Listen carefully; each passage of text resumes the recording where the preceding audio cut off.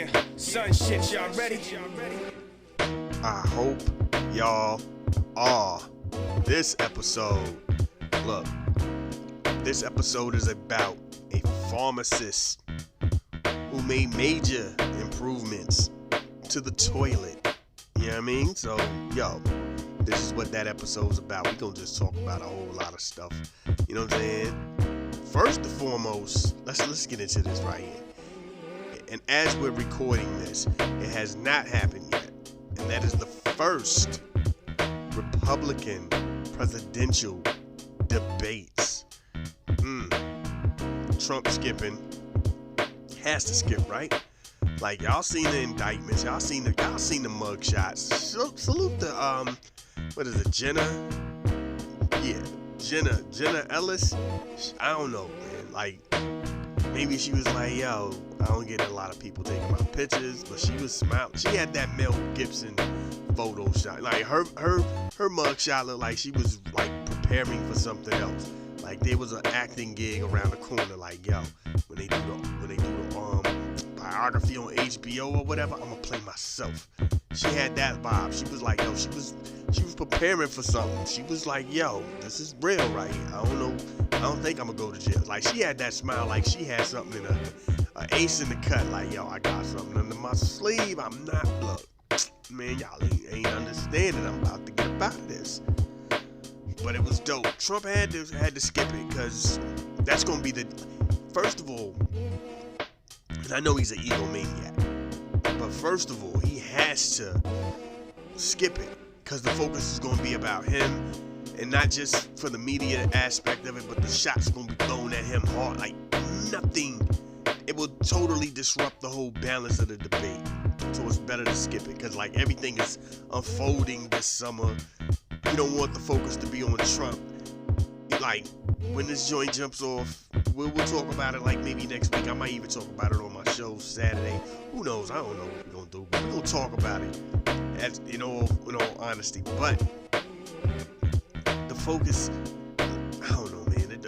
I just don't want the focus to be about trends. I don't want the focus to be about slavery, which, by the way, everybody and their mama know about slavery. Everybody loves to talk about slavery as if, like, don't act like it was just us. No, it wasn't just you. It's the stuff after slavery that makes the situation. Yeah, everybody had slavery. Everybody had a form of slavery. It's the stuff after slavery. That's the part. That's when it gets tricky. But anyway, I just don't want the debate to be about slavery and trans this, trans that. Come on, man. Give me something about the economy. You know what I'm saying? Give me something about the food we eat. Like, give us something. Give us something. Your own budgets, education. Give us something. You wanna somehow rewrite history? Cool. You can't rewrite history with these museums. You can't rewrite history, you know what I'm saying, with the statues, with the little plaques and stuff at cities and all. You can't. What are y'all gonna do? Just go throughout America and just tear all that down? No. So go ahead and rewrite history from that perspective. Like, slavery wasn't that bad for a generation of people, black and white, that have no idea what slavery was about. That's cool. Y'all can have that. I'm just saying, don't play those games. Like, the country is better off after slavery. That's the you know what I mean? But anyway, this is what we doing, man. I also saw like a dude this today. A lot of people posted it. I forgot to post it. I'll probably post it tomorrow. Where the guy said he's part of the Blacks for Trump movement. Which, by the way, here's the thing. As much as everybody likes to kick it like that, there's a lot of people, a lot of black people. All that talk about the Hispanics, there are a lot of black people who are pro-Trump. It's unbelievable. It's mind-boggling. Trust me on that. I've seen a lot. I've heard a lot. I've been witness to a handful. And it's crazy and it's wild, because their thoughts are The economy was good. You know what I'm saying? The stock was good. He was out here doing what he said he was going to do. He was in the process of trying to get that wall up. Basically, everything white people were saying, black people were saying the same thing. When it comes to that race thing, they overlooked that. Like, I don't know what's up with him. And even black celebrities was like, I don't know who this dude is. He wasn't this way in the 80s and 90s. I don't know who this guy is. You know what I'm saying? But anyway, man, that's just fascinating. I'm going to check the debate out tonight. You know what I'm saying? And maybe next week talk about it or whatever. But we're going to definitely have to get into that, man, because it's that time. It's right around the corner. It's right around the corner. Hey, my kid will be able to vote. That's how wild it is. We got to get ready for this stuff, man. Let's do what we do and put your big boy britches on and go out here and vote. For real. You know what I'm saying? I don't care. Even if you're a Republican and you're listening to this, get down on the primary. Don't be out here voting for people who ain't there, Trump. You know what I mean? Let's do what we do. Yeah, I said it like that. Anyway, man, that's how I go down. What else been jumping? Oh, saw the Blue Beetle movie. Crazy. First of all, let me tell y'all, it's not a bad movie. Like, I read somewhere, and a couple of people were telling me it was supposed to be an HBO Max movie. I can kind of get the vibe on that. But outside of George Lopez, and Susan Sarandon, there are no real stars. My man that did it, he's the guy from Cobra Kai, so that's, that's a TV show. It's okay. Like, if you ain't watching that show, you wouldn't have known who he was.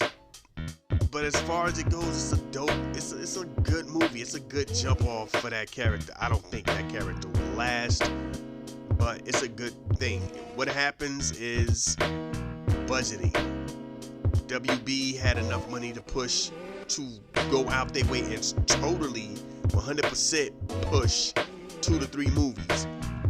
Blue Beetle was not one of those 2 to 3 movies. The Flash was one of those 2 to 3 movies. I think Black Adam might have been one of those movies also. And everything else is just like, you get to it if you get to it. Dune, I don't even think Dune was one of those movies. Dune has been pushed back to next year, which I think it's probably best, because another thing that has messed up a lot of these summer movies is the writer's strike, so you can't promote it. You can't go out here, there's no red carpeting for this, there's no real promotions for this. It's like, you see the trailers, call it a day, everything is being moved around, because it's like, people are seeing, there's no real marketing for these movies. So how, you know what I'm saying, it's the late night shows, it's the crazy little things that you do here and there. Like, without that, that's the part of the marketing process. The posters are cool, the trailers are great, it's the other stuff. And there's none of that jumping off right now. So yeah, it feels weird seeing movies with nothing more than a trailer and calling it a day. And the trailer for Blue Beetle, I remember just the one. People are talking about there was a gang of them and then there was a marketing campaign, which I don't believe, because with the writer's strike, who was pushing that agenda for the marketing campaign? I don't know, but anyway, the movie wasn't bad. It was a decent movie, nothing crazy. And I'm reading, like I said, I'm checking out the reviews on the back end. Once I've seen the movie, looked at it, digested it, absorbed it, accepted it for what it was, then you start checking around and looking and seeing what things are. People are like, yo, something popped on my Google where I'm reading it, and they're like, it didn't connect with a lot of audiences because of the cultural differences. I don't even know what that is. I don't know what that, like, I'm trying to, like, even now, I'm still trying to go, like, family orientated superhero movie. That's family orientated superhero movie. Family orientated superhero movie. He was all about his family. The family was all about him. Family was like I haven't seen a movie that was this much about family since Fast and the Furious, the last one, Fast and Furious X. Both movies got that in common. The theme is family. How is that a cultural difference? You mean to speak it in Spanish? In a house where it's just supposed to be you and your peers, you and your family? Yeah, that's how that would go. What do you think, people? Spanish people speak Spanish just so we don't get to know what they're talking about? They're in the comfort of their home. They'll probably go back and forth and definitely probably always be a lot more Spanish than anything else. So I didn't get that. Like, is that what they're talking about? Or the gentrification part? Like, I don't know. What were they expecting? It to just be J-Lo Spanish? And there's just no disrespect to J-Lo when I say that. I'm just saying J-Lo is in a lot of movies where her ethnicity is never brought up. Her ethnicity is not part of the makeup of the movie. It's J-Lo. You're just supposed to accept J-Lo. That's it. It's J-Lo.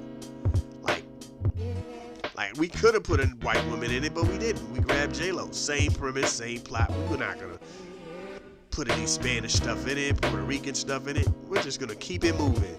Were they expecting Blue Beetle to be that? Where it was like, yeah, here's a Spanish dude, but you'll never know that there's Spanish, that his ethnicity is Spanish, because we're not gonna really do anything with that. It reminds me of cause when I hear cultural reference, that's what I hear. You know what I'm saying? So it reminds me of Fresh Off the Boat. I don't know if y'all ever seen that. There's a show. It was a show on ABC called Fresh Off the Boat. Chinese immigrants from DC go out there to Florida, and it's a culture shock. You know, DC is DC, Chocolate City. I don't care what you are, you gonna get that. You gonna feel that, the go-go, the hip-hop, the all that. It's a vibe. Then you going out there to Florida, and at this time, Florida wasn't always up on things. And for those who don't know that show, if you do know that show, you know, first season, I don't care what movie, I don't care, scratch movie, I don't care what TV show was out at that time, and there was a lot, because this was ABC. ABC had this weird thing, by the way, where it seemed like they were trying to check off all the boxes. Like, ABC was like, we're gonna have everything. Blackish, I think Blackish first season, what was it? Fresh Off the Boat first season, Blackish first season, and there was an Irish show. I can't think of the thing where the guy was Irish and he was gay, and the parents were breaking up, and it was all kind of stuff going on with that. And you still had, and then you had the Jewish show, which were the Goldbergs, and then you had the like multi-ethnic group, which was Modern Family, and then all the stuff that they had going on with the gay thing and everything like that. And then you had there's something, I'm missing a show. I know I'm missing a show. I can't think. I know I am, but it's wild. It's like they checked off all the boxes for they had the black show, they had the Asian show, they just had everything going on. And Fresh Off the Boat, when you think about the black shows, was probably the most hip hop show going on. That first season, maybe in half of the second season, they definitely tried to incorporate a lot of the Asian stuff, as well as just being what Asian people would be, like keeping it real. Like the first 3 to 4 episodes, it was always like, yo, something, them white people. What you think you want? Like, he was like, yeah, I don't want this kind of food. I want this and this. Like, man, you always ate this food. You were eating this food in DC. Well, I can't eat this food now. You know, he wanted to fit in. And it was like, don't do this and don't trust white people. You know, it was like little jokes that minorities do, people of color do. There's like that, hey, don't let somebody be too friendly. You don't want to end up missing. That was a thing. You know what I mean? But somewhere along the line, definitely after the like midway in the second season, it became just a regular old school ABC show. Like old school. We're talking old school Family Matters. We're talking old school, what was the Full House? That kind of, you know what I'm saying, Boy Meets World. It became that all of a sudden. Like the ethnicity was lost and lost to existence. Like every once in a while they bring it back up here and there, but not as strong as it was that first season. And that's what I think, and a lot of that is cultural difference. That, you know what I'm saying? And it's like, that's what you're watching the show for, though. To take that in and embrace that, right? That's the vibe I feel like when you saw Blue Beetle. There's a lot of Spanish-speaking moments in that movie. When I say a lot, I mean they're speaking Spanish, I'm gonna say 70% of the time. There's definitely more Spanish stuff going on, more Spanish-speaking stuff, and more Spanish things that you relate to, or just people of color, poor people. It was that. Like, that's what I mean. I don't know if the cultural reference is gentrification. That's a thing. There's nothing worse than going, I grew up here, I bought a house here, this is my neighborhood, and then what's being stripped from me. Yeah, that's a thing. That happens. You know what I'm saying? Or to be a person of color, graduate law school, and have to end up being a maid of some sort, a butler, a house cleaner, or work at a hotel, or work at a fast food restaurant, or do something that is so beneath your actual degree, so beneath the money that it took to get you to get to that place in your life. It'll take you years to even just make the tuition up for maybe one semester. That's a real thing. And again, that's not even a people of color thing. That's a poor people thing. Like the sacrifices people and the saving people do to make sure that their kid can go to school and have a good 4-year situation, and even more if they need to. And the sacrifice and the scrapping and the hunkering down and all that. That's a real thing. So I'm like, I don't get where they were saying it was cultural differences that, you know, that's why the movie flopped, because it was too Spanish. And I've also heard that people said that there was a market. That's what I was saying about the marketing thing. There was a marketing campaign where they were like, hey, you're Spanish, you should go out here and watch this like Spanish movie with a superhero.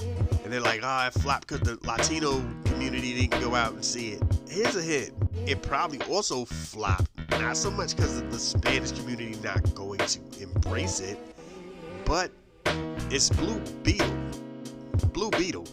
Like, unless you're a comic book geek, Blue Beetle is not on your radar. You know what I'm saying? Marvel look, here's the thing. Marvel got away with that because they had some good movies. Guardians of the Galaxy was not on anybody's radar, for real, before the movies came out. Black Widow is not on anybody's radar before the movie came out. Let's just keep that a buck.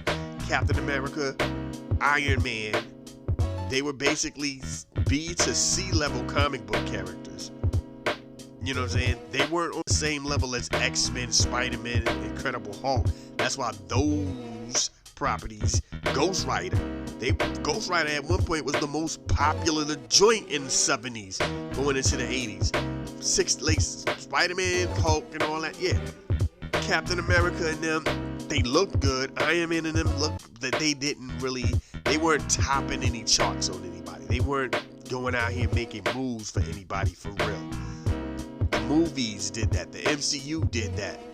And then when it was like, oh, now we're just gonna go here and grab Guardians of the Galaxy that nobody ever heard of.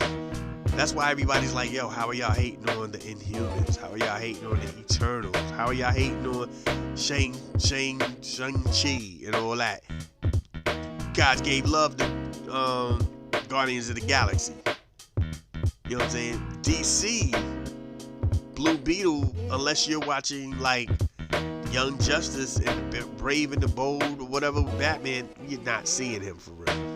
So it's like, yo, it had nothing to do with Latino. It had everything to do with, this is not like a name brand character. This is not that guy. This is not Black Adam. This is not Shazam.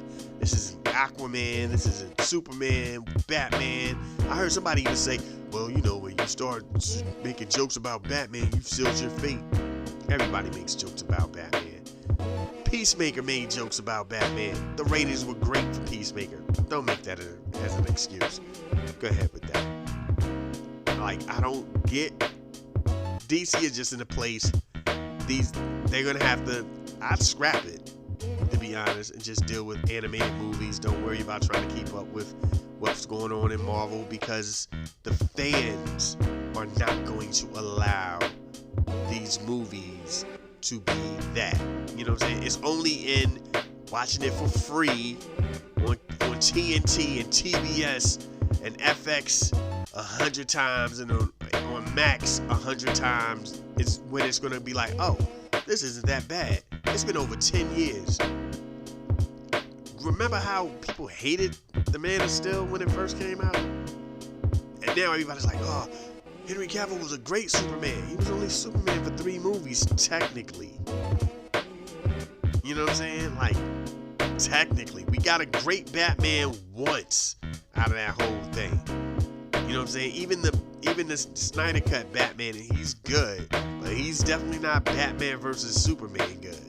You know what I'm saying? So it's like, there's always going to be skepticism around DC when they doing these movies. It's kind of like you might as well shut it down, really eat off of your animated movies, which is what they were always doing beforehand. Their animated movies are leaps and bounds beyond better than anything Marvel puts out. Probably, and to be honest, some of them are better than the actual Marvel movies, live action joints. And people are like, well, they ought to take that, and you're not going to accept it. You're not. And let's go back to Man of Steel. Perfect example. We all love that scene in Justice League Unlimited when he's like, hey, he finally really throws them punches at Darkseid and they're tearing up. I want to say that's Metropolis. I don't know. You know how many times Superman has destroyed Metropolis on the cartoons and everything is cool and it's just epic fights. Oh man, that was epic, man. That was crazy, yo. You see that? Same thing with a lot of these newer animated movies, and they're just killing everything in the streets and banging it out on the blocks, and buildings are being torn up and exploded. Cars are being thrown and explosions. You see that in live action on Man of Steel, and like, oh my God, this is like, oh my God, what is this, man? Oh my God, why? What is this? This is just too crazy, man. Oh my God. You think about all the people they killed. They were apparently killing people in the cartoons too. You ran through a building with another superhero, and the building explodes and then implodes on itself. Those people are dead. Sorry. You know what I mean? You're throwing cars around at other people. Somebody died.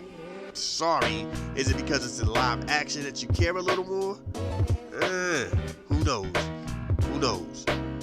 But Blue Beetle isn't really a bad movie. It's not a great movie. I'm gonna put it this way. It's better than Shazam 2.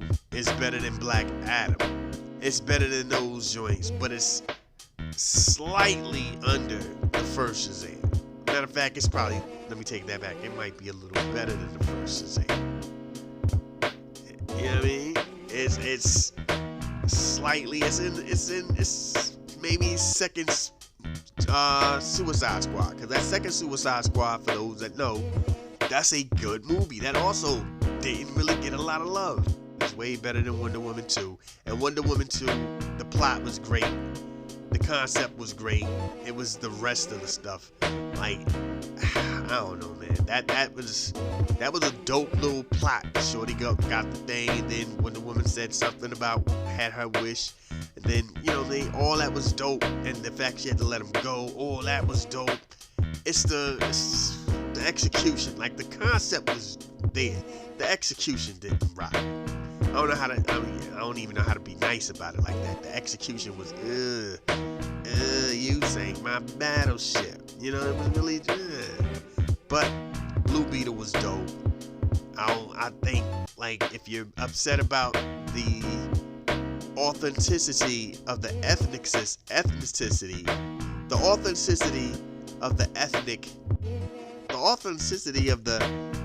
ethnic experience, then that's your fault. You know what I what I mean? Like, that's on you. What do you, were they not supposed to, like, be true to what it would be like in that experience of a Hispanic family? I don't get what the cultural reference, like, they don't get the cultural references. I don't, But anyway, good movie. Hopefully, it's not going to make its money.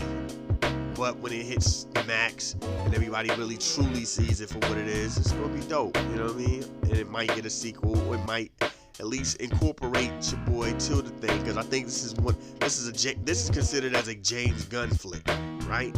So yeah, hopefully that becomes part of whatever James Gunn's got going on. Blue Beetle was dope. You know what I'm saying? It was dope. It had that vibe to it. It had that Shazam, Spider-Man. You know what I'm saying? Ms. Marvel for the Disney Plus show. It had that vibe of, oh my God, I got powers. What? You know what I mean? That's how Anyway, so what else we got going on? Football season is almost upon us. Football season is almost upon us. You see all the ads already asking you how you filling out your fantasy league thing. Dudes is out here tripping on during the preseason at players that aren't gonna play during the regular season anyway. Man, you see that backup quarterback, he sucked. You'll never have to see him if your quarterback is straight. Why are you worried about it? Man, make sure that you got a dope O-line that's gonna protect your quarterback. You don't want them to have, like when we grew up, it was called the Batman moments because of the sticker commercial. You don't want your quarterback catching the Batman moment. Blah blah. Hey, do you know who you are? You know where you are. Everything good. Yeah, looking in your eyes, man. You follow the light. Follow the light. Who are you? I'm Batman. Greatest commercial. Like the dopest commercials when we was growing up. Those was one of them. I'm Batman. And then you had it wasn't Grant Hill in it, but the Sprite commercial where the dude was, cause that's how we grew up. Like when you was playing football and you hit somebody and they was down, they be like, Batman. And you tried to dunk and the choke cause the ball hit the rim and you fell back. Well, you ain't even have to fall, but and you hit the rim and you ain't go over the rim with the ball. Sprite commercial. You the Sprite dude. You a Sprite commercial. That was what we did when we grew up. That was the way that went down when we grew up. You know what I'm saying? It was like, yo, Sprite commercial. You know what I mean? But anyway, speaking of Sprite commercials, let me not even talk about football. Somebody, Steph Curry, said he is the greatest point guard of all time. Apparently, it just sparked a major debate. Now, here's the wild part.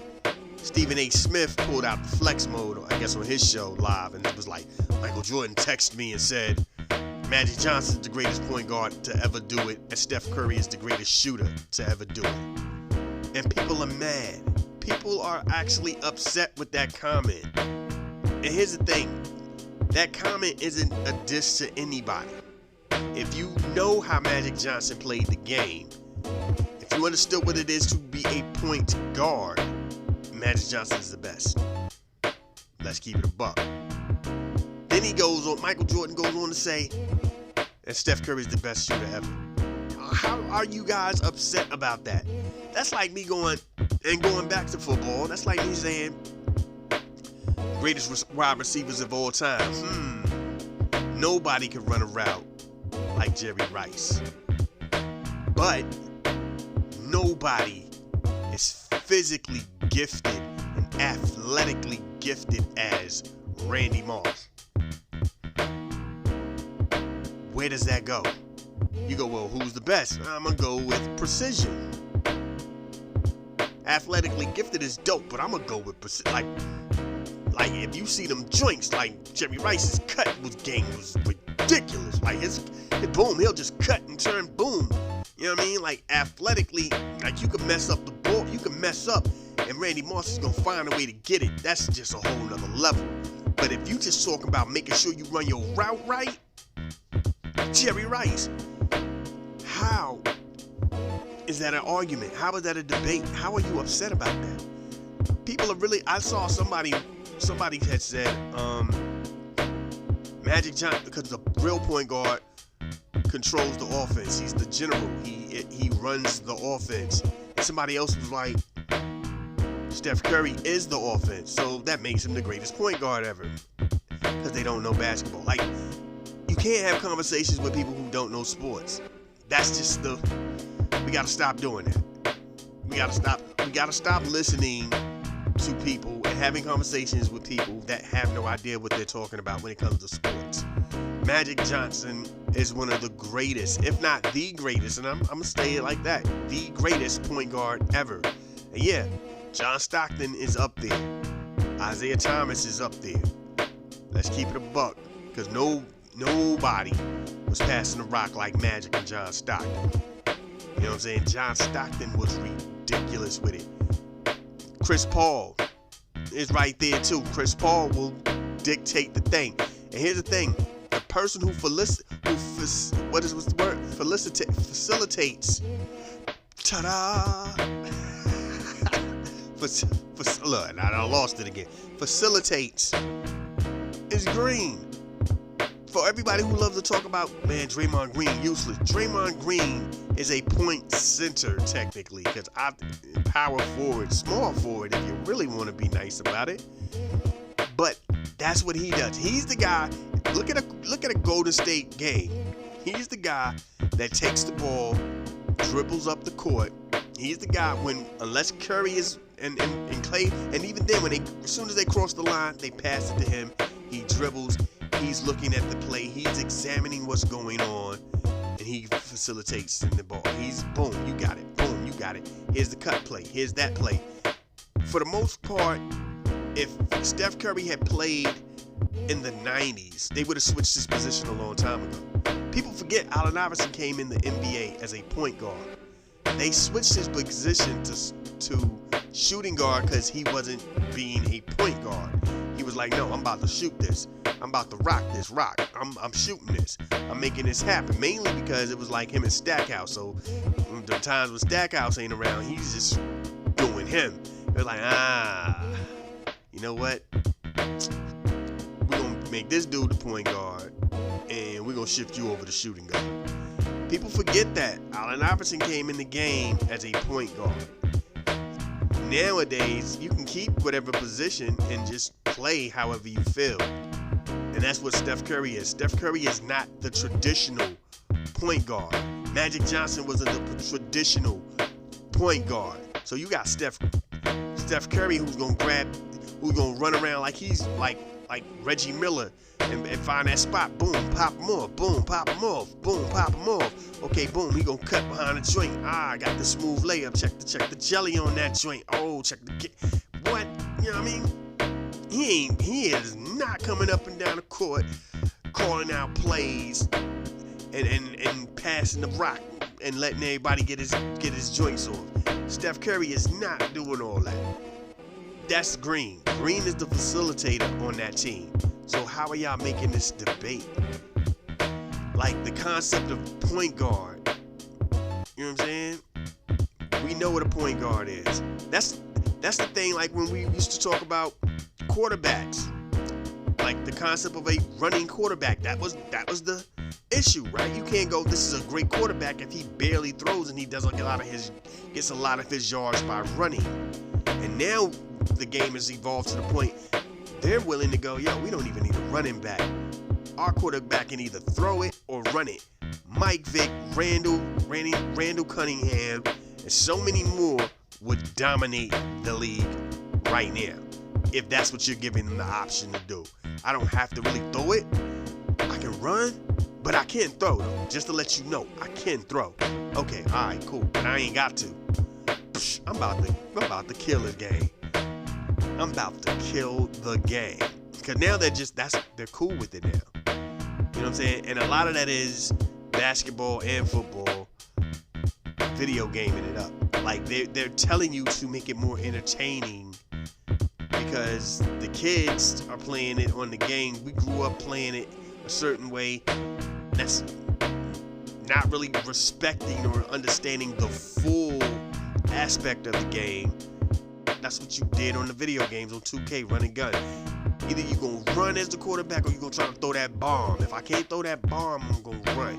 That's all people know how to do. You know what I'm saying? On a defensive, nobody really wants to play defense. So no, that's how that go.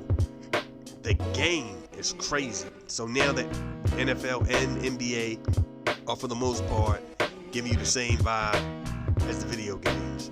And it's a shame because the sport is wild. So when you hear Steph Curry go, he's the greatest point guard ever, Michael Jordan was right. He's the greatest shooter ever. You know what I'm saying? Like you're not really doing point guard things. You know what I'm saying? You're basically a really, really short shooting guard. That's it. There's no difference with what Steph Curry does than what Reggie Miller has done, what Ray Allen has done. You know what I'm saying? Any of these dudes that are shooting guards that come off the cut, boom, pop it, boom, pop it. You know what I'm saying? He's not the Kobe Bryant, Michael Jordan. I'm gonna break you down and get to the hole and do my thing, or I'm gonna pull up, post up, boom, boom. Nah. He's I'm gonna run around 100 times through the game. Got that opening pop. He's not got that opening pass to rock. Hey, I'm gonna bring it up the court, run the play, pass the rock. I'm gonna make the play happen, formulate the play, pass the rock. He ain't that guy. He's the give me the ball, watch me score.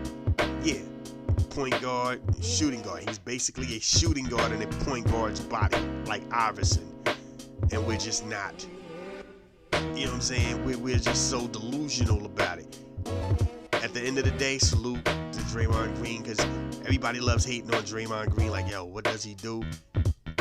You'd be surprised the stuff that Draymond Green does. Draymond Green is very, very alert on that court. Again, I tell y'all now, watch these Golden State Warrior games where y'all get a chance and watch all the stuff. Like, we get mesmerized by Curry, and then there's when Clay get hot, he's hot. Draymond, watch the stuff that and then sometimes it's the small things. Draymond is a problem. You know what I'm saying? He'll probably, you know what I'm saying? It'll be one of those things where he doesn't get his due until he retires, and you see the compilation of his stuff, or people actually take the time to talk about his game and dissect it, and you'll be like, yo, my man's nice. I never paid attention that he was that nice. I just thought he ran around kicking dudes in their testicles and doing random stuff, because that's all we, you know what I'm saying? Every generation got that dude. You know what I'm saying? Meta World Peace. You know what I'm saying? Draymond, for a hot minute, it was Lance. Like, for a hot minute, Lance was that guy out there when he was playing with Indiana. Of course, Rodman. You know what I'm saying? Bill Laimbeer. You know what I'm saying? Every generation got that dude. Every generation got them dudes that was just like, yo. Phil Jackson as a player for the Knicks was a little reckless with it back in the 70s. Everybody got that dude. Every generation got that dude that's just, yo, how are you doing that? What's the light-skinned dude that was playing for Memphis? Yeah, he's right there. He's waiting to take Draymond's joint. For a hot minute, I thought it was gonna be Pat Beverly. That was gonna come with that title. Then I realized, like, Pat Beverly's just a different breed. Pat Beverly is the guy that he's that hothead dude. He's that, like, his defense is dope. Like, he has okay defense. I mean, somebody gonna get mad. He got better defense. I got okay defense. I don't trust nobody's defense in this era. But anyway, that was a wild joint, though. They said, like, people were really mad about that. Like, dude, and here's the thing, he said it. It's not even like somebody else said it. If that's what he felt, then that's his vibe. Yo, I feel like I'm the best point guard of all time.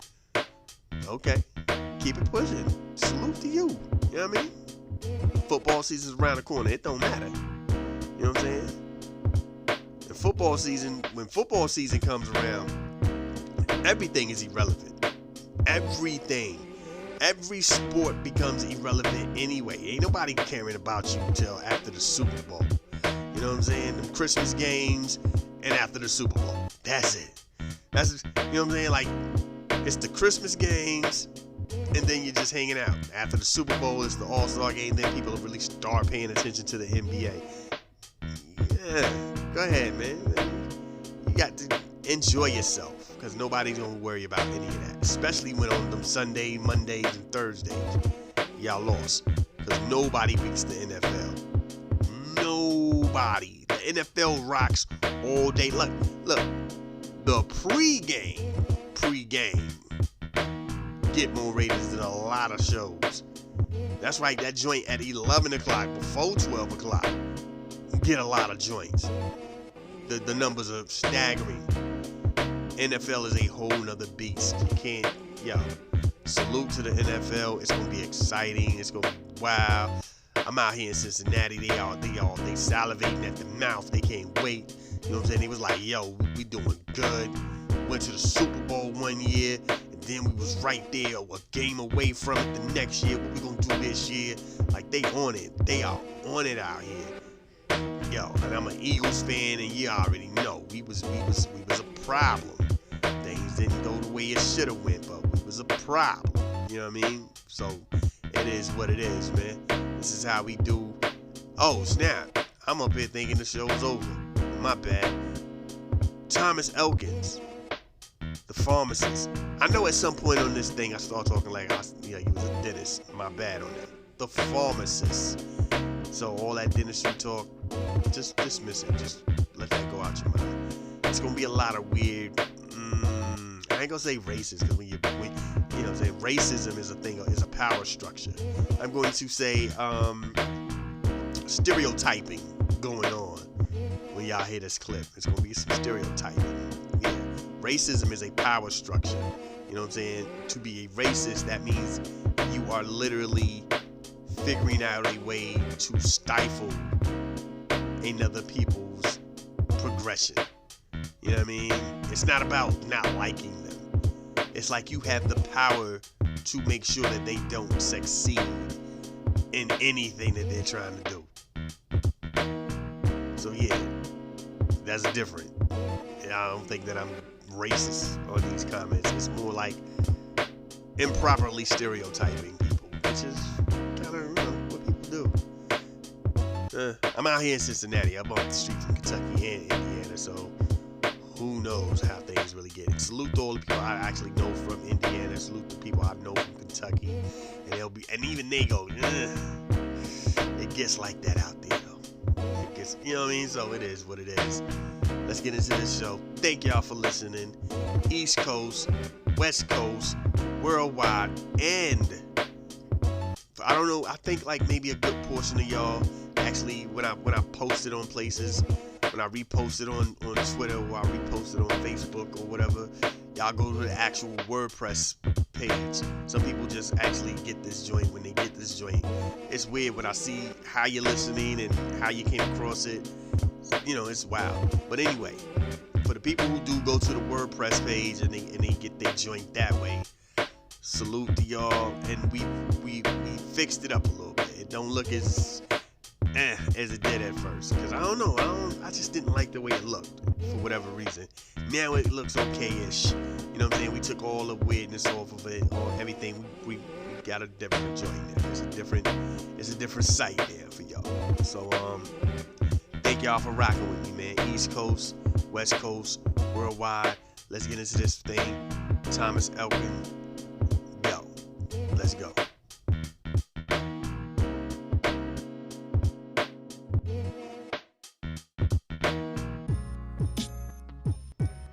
Yes.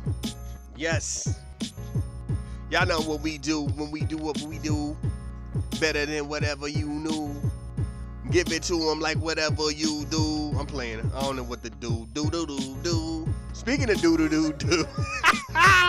That is the craziest transition. So we gonna get into this. Hey, live at the OA. I got like a few minutes left, man. Yo, do was not really something I was planning on doing. I was gonna say something like, yo, the next time you come across a white racist person is like, I hate everything that y'all invented, you tell them this right here. You tell them like this. Cut the beat. You tell them. Next time you go take a dump, or you go to urinate, go outside in the woods and just do it. Do it like the cavemen. You know why? And they don't look at you and they be like, what? Be like, and then don't even tell him. Don't tell him why. Just be like, Thomas Elkins, and walk off. Just walk off. I hate you, blackheads, you darkheads. You need to get Thomas Elkins. If you don't like our stuff so much, Thomas Elkins. And then they gonna be like, what? And then they gonna have somebody smart enough to Google it and be like, Daddy, he invented the toilet. What? Oh, I thought since it was white and porcelain, it was a white man that did it. And then they gonna be mad. I don't know why I'm giving these dudes this accent. Because, like, them, they ain't even the real racist people. It's usually the dudes who just talk all proper and smooth and cool. Y'all seen that one racist dude? Oh, bring the beat back. I'm out here talking without the beat. Y'all seen the one white racist dude? I think there's a clip where Charles Barkley was talking to him. He's just so adamant. He is so adamant about just, like, white purity. It's like, And then you show him a picture of Halle Berry from back in the day, or even today, and show him a picture of Mariah Carey, and you're like, but that's so sexy. But like, I know. You know what I mean? But anyway, it's wild though. Like, I don't know why I gave them dudes that kind of accent. Like, I've never really met anybody with that deep of a strong accent. I'm just, you know what I mean? But it just seems funny when you say it like that, because that just sounds like it's incest bred like stuff like here. Come here, sister mama. You know, like, what? Like, that's your mama and your sister? Yeah. And they got a straw in their mouth. They out here looking like Huck Finn. Just barefoot with some cut off overalls on, just standing outside with no shirt on, just holding the straps, chewing the straw. What you know around these parts? I don't. Hey, I don't even know what would I even do if I saw somebody like that. If I saw somebody like that, would I be laughing or I'd be scared? You'd be kind of like, for a hot minute. That's why you can't travel. Like, when you travel these far out places, make sure you know what I'm saying, gotta old school it, gotta go old school, gotta make sure you get out of a lot of these small towns before, don't let the sun beat you. Cause you never know, you go walking up in with some spot and then they just the whole spot get quiet. Don't seem like you blow around here. You dark as the night. And you be like, what? I just came to, you know what I'm saying, get a quick little number 2 and put some gas in the car and bounce. I think we closed. And once they start saying stuff, that's when you just be like, I'm good, B, I'm out. And then you gotta look through the rear view the whole time. Like, ain't no cars following. You up here trying to, and then you put throw your lights on real bright just to make sure ain't no cars behind you. You know what I mean? Just wow though. But anyway, I don't know why I went into this whole weird. That sounded like, what was that joint? Lovecraft. I mean, out here doing some Lovecraft Country County Lovecraft joint, which I can't believe they canceled that joint, man. That joint made you feel weird too. Watching that, it was just like, yo, felt weird. Like, you know what I mean? It's just like, yo, boy, woo. Next thing you know, you're hanging around your white friends and they say something weird and you just look at them like, yo, I bet you evil. You probably got like some black people in your basement right now just sewing them together like Frankenstein. Huh? Dude, we been in my basement. We got a ping pong table. What are you even talking about? Under the ping pong table. Dust? I don't know. Anyway, let's get into this joint. I'm bugging. I'm driving. And I want to get back to some music too, and I'm tripping out here, y'all. Let's get to what we're doing. Take it from the top. Take it from the top. Let's go. This moment in black history. It's going to be a lot. Like, yo, if you know somebody who sound like that, and y'all be like, man, you out here talking about my uncle. I ain't talking about your uncle. I'm talking about somebody your uncle probably know, though. Anyway, we going to talk about Thomas Elkins. Born in 1818, he died in 1900. You know what I'm saying? He was a dentist, an abolitionist, a surgeon, a pharmacist, and an inventor. He was out there in New York doing his thing. You know what I'm saying? He was also part of the medical examiners for the 54th and the 55th Massachusetts Infantry, and they visited Liberia back in them days doing their thing. You know what I'm saying? As a pharmacist, he was always doing this thing, and he basically tried to figure out how to work out with moves down to the South, you know what I'm saying, for the greater African-American population and do things for them. You know what I'm saying? He had the old school tools and the old school vibes. You know what I'm saying? He ran a small drugstore and all that. My man then takes the game to a whole nother level. You know what I'm saying? Doing the abolitionist work. He was also out here holding dudes down. And he did his thing. He had the moves where he was helping fugitive slaves get from the South to the North. You know what I'm saying? Now, going to his invention. My man, hey, look. He patented and improved in the chamber of the toilet. You know what I'm saying? He added some amenities to the joint. You know what I'm saying? He had a mirror, a book rack, you basically a wash stand, a stable. He was out here like, yo, if you gonna take a dump, you might as well be doing it in style. He was like, get you a little read in, cause you know people like now we take our phones. We're like out here just doodle fecal matter all over the phone, and then we just we wash our hands and then still go right back to messing with the phone. Like, dog, the phone was in the bathroom with you. It got doodle germs on it. What did you like? Wipe the phone off too, dog. I don't think that's how that works. All right, whatever, man. Pocket stink, dog, just around you like, yo, why your pocket stink? Anyway, my man was out here doing this thing, and it was like, yo, he basically was like other inventions. He had furniture, like he was really out here doing things. He had a situation where it was a combination of a dining table and an ironing table and a quilting frame. He was like, yo, he was really out here doing this thing, inventing. He was a pharmacist. He was a doctor. He was a real talk dude. He was about that life. You know what I'm saying? When people talk about be about it, don't talk about it, be about it. He was about it. You know what I'm saying? He put his life on the line for a few joints. He was out here, like I said, helping people, and he wanted to go down south and help. Because he understood, like, yo, y'all ain't really getting the proper care. A couple of y'all slaves is coming up here, mouth all raggedy, out here looking like dice in your mouth, breath just smelling like something that went in one of my inventions. What are your inventions? This right here. Ooh, what is that white thing right there? You sit on it and then you drop deuces. Huh? Oh, no. No. Yeah. Then you hit this handle right here. And it go down somewhere. Ooh, that's the devil's work. You sure you want to be no. And you want to work in my mouth after you do something for the dookie peoples? I don't know how that conversation would go. But that would be wild, right? Dennis is telling you like, yeah, yo, I'm working on these toilets. Like toilets, yeah, you drop your douches up in the joint and flush it. And you got your hand up in my mouth, dog. You go ahead with that. I punch you in your face. Wrong with you? All right, yo, whatever, man. You'll see. Then next thing you know, they get old and their kids is like, and we got a toilet. And they like, he went in out here and made him a toilet. Porcelain. Oh, wow. It's just, I don't know. I'm just painting pictures now. Anyway, let's get back into this music. I'm wild, y'all.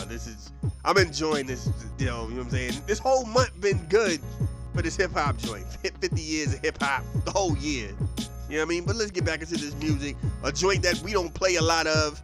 When I say we, I ain't just talking about me. I ain't talking about the DJs on the station. I'm talking about as a group, as a collective. We don't play this song enough. Remember when this joint came out and you couldn't escape it? Y'all know what I'm talking about when y'all hear it. Yes. Hold on. Let's bring this back up to the right tempo. Let's do it like this.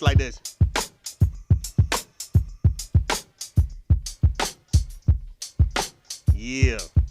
Smooth with it like that, And you all know how I do. When I do, I bid you adieu. And this how I move. I'm out the door. I'ma let y'all know just how it go. 1, chicka, 2, 3, 4. I hate when dudes do that joint. I hated that joint. Bring it back real quick. I'm about to get up out of here. Don't turn baby off. Anyway, I'ma holler at y'all Wednesday. Don't know what we doing Wednesday. No, I do know what we doing Wednesday. I don't know what we doing Wednesday. I'm lying to y'all, man. I'm trying to figure out, because Michael Jackson's birthday is either closer to the Wednesday or it's closer to the Saturday. Probably closer to the Saturday. No, I think we'll pass it by Saturday. Who knows, man? It is what it is. We're gonna have fun. We're gonna do what we do. We're gonna get down one time for the mind and it don't quit. Y'all know how we do, because we gonna get into Michael Jackson just banging like joints. So that's right, man. Get your gloves, get your socks, get your shoes, get the hot water pants together, get the Captain Crunch outfit ready. You know what I'm saying? Out here on the Love Boat joint, we out here just all glittered up with the Jerry curl with the glitter to it, dark shades, whichever mic y'all want to rock with. Dark mic with the big nose and the fro, or light skinned mic with the good perm out here looking like, you know what I'm saying? They one of them white girl model joints, you know, whatever mic y'all ride with, you know what I'm saying? Mike with the red jacket and the armband, with the t-shirt that he ripped like Hulk Hogan. We gonna get into what we do though. We gonna have that mic fun, you know what I'm saying? Whatever. They say you only live once. That's a lie. You only die once. And when you try to do transitions like this, because you know time is up, just make sure that the world knows that you did your best. And that's all they asking for you as you on this journey. So y'all be safe. Peace. I'm out. I'm wild on that one. My bad, y'all. Have fun, man. Continue on with what y'all was doing. Let's get it in. Peace.